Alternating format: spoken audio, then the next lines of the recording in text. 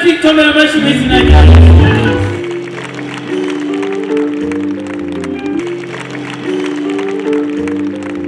No munsi ugira gatatu wa ca gikorane twari tumaze igihe turiko turababwira kiriko kirabera kuri stade Agasaka Ingozi.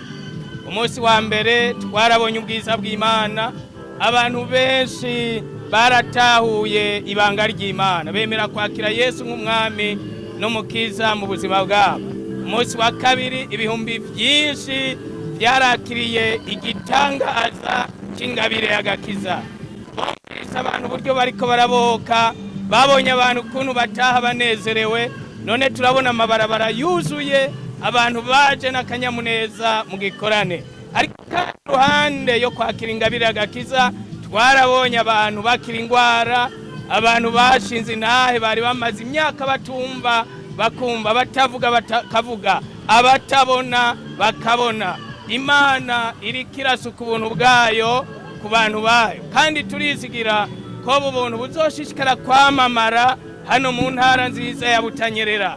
Eka kandi nk'uko twabibamenyesheje, uhereye itariki 12 gushika itariki 14 z'ukwezi kw'indwi tuzoba turi hari i Bujumbura ku kibuga aho bita kwa Sebatutsi muri komine Muha, aho tuzoba turi mu gikorane nk'iki.